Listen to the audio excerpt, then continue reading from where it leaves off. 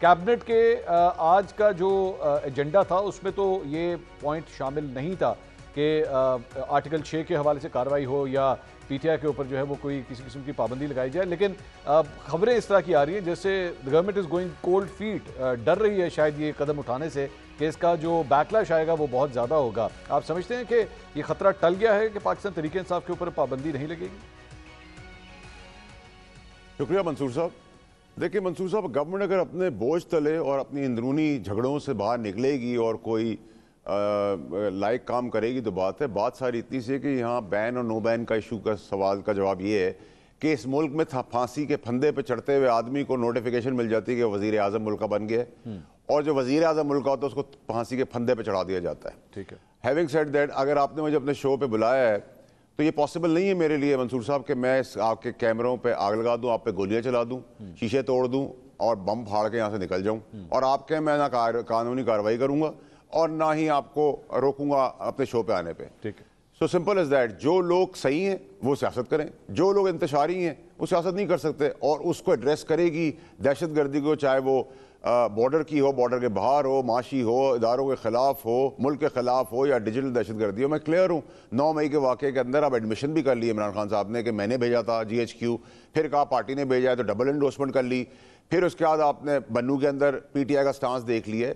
तो इस तरह की तो पॉलिटिक्स चल नहीं सकती, नंबर 1। नंबर 2, इमरान खान साहब बाहर आते हैं मुझे कहीं से नजर नहीं आ रहे कानूनी तौर पर। अच्छा। नंबर 3 कि गवर्नमेंट को तो आज कोई खतरा नहीं है, अगर गवर्नमेंट के अपने वजीर आके इंस्टेबिलिटी करेंगे, स्टॉक एक्सचेंज गिरा देंगे और एक घटिया बयानिया बनाने की कोशिश करेंगे जो खरीदने को तैयार नहीं, ना अली निकम्मापन और फेलियर जो है वो किसी और को डालने की कोशिश करेंगे, डाइवर्ट करने की कोशिश करेंगे जिसको खुद ही उनकी पार्टी कंडेम कर दे। सर ये मेरा कसूर तो नहीं है, हम तो खामोश इसलिए कि जी SIFC के तहत अगर आप पाकिस्तानियों के लिए कोई बेहतरी कर देते हैं तो ठीक है, अदरवाइज तो अगर आप जमहूरी गंदा बदबूदार एक्सपायर्ड लीडर का जनाजा लेके आपने चलना है तो वो भी आप लेके सारी जिंदगी तो नहीं चल सकते। आप ये डायनेस्टिक पॉलिटिक्स, फैमिली पॉलिटिक्स, अलायक हो नलायक हो, आप हुक्मरानी करें, और जिन्होंने मुल्क का भट्टा बिठाया है समेत PTI के, और वही मुल्क को अब संवारने की तरफ चली जाएगी तो वो भी मंसूर साहब अब ज़्यादा देर मुमकिन नहीं है। लेकिन मैंने आपको कहा था आखिरी इक़्तिदार है सारी पार्टियों को समेत फैसल साहब, आपकी बातों से तो फिर मुझे लग रहा है कि ना ये वाले अच्छे हैं ना वो वाले अच्छे हैं, तो फिर स्टेटस चलेगा क्या मतलब कोई टेक्नोक्रेट गवर्नमेंट आएगी या कोई और कोई सेटअप आएगा, या इस चीज का कोई शक क्या मौजूद है इस वक्त हवा के में? मंसूर साहब देखिए, अगर गवर्नमेंट को तो ना किसी इदारे से कोई खतरा है ना किसी और इंडिकेटर से खतरा है, इंडिकेटर्स तो बेहतर है कंपेरेटिवली। उनकी जो अंदरूनी झगड़ा है, पोता पोती, नवाज साहब, बहन, माँ बेटी, चचा मामा ताया, ये जो बाप की जागीर है हमारा मुल्क, उनके अपने झगड़े हैं। वो झगड़े आप हमें तो डिस्टेबलाइज ना करें ना ये बातें कर आपके अपने अंदर के झगड़े इक़्तिदार के, तो आप अपने झगड़े खुद सॉर्ट आउट करें। दूसरा है कि मुझे टेक्नोक्रेट्स की कोई ऐसी चीज नजर नहीं आ रही। लेकिन जो मुझे नजर आ रहा है वो ये आ रहा है कि अगस्त और सितंबर जो है वो सर्दियों का मौसम हो इस्लामाबाद में, सियासी तौर पर गर्मी होगी, उसमें भी हुकूमत को खतरा रही है। आपको पता है कि मैं किसी वजह से मुल्क से, अब आपको पता है हर महीने 10 से 12 दिन बाहर रहता हूँ, फिर इस्लामाबाद रहता हूँ, कराची रहता हूँ, तो मैं तो अब परसों चला जाऊँगा। तो मैं अब आपके पास खिदमत में आऊँगा जब सर्द मौसम में गर्मी शुरू होगी सियासी। और आपकी नज़र में सर्द मौसम में ये गर्मी क्यों शुरू होगी? मंसूर साहब, आप मुझे अगस्त में नहीं बुलाना चाहते, सितंबर में नहीं बुलाना चाहते? नहीं, मैं हम तो चाहते हैं आप छोड़ के ना जाए, आप हमारे पास ही रहें।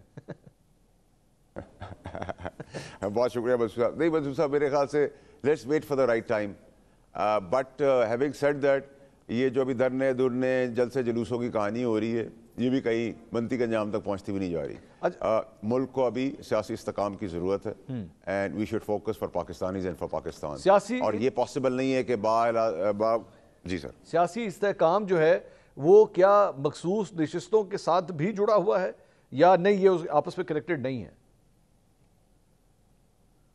मंसूर साहब देखिए, जहां तक रिजर्व सीट का मामला, गए थे मंसूर साहब, केस लेकर फैसला आ गया फैसल वाडा के नाम पर, नंबर 1। नंबर 2 है कि आइन में कुछ चीजें कैटेगोरिकली लिखी हुई हैं। अगर ये मंसूस नशिस्तें जो है, मखसूस नशिस्तें अगर आप स्ट्रेट अवे सुन्नी ताकत काउंसिल को दे देते जो अपना मुद्दई थी तो बात खत्म हो जाती।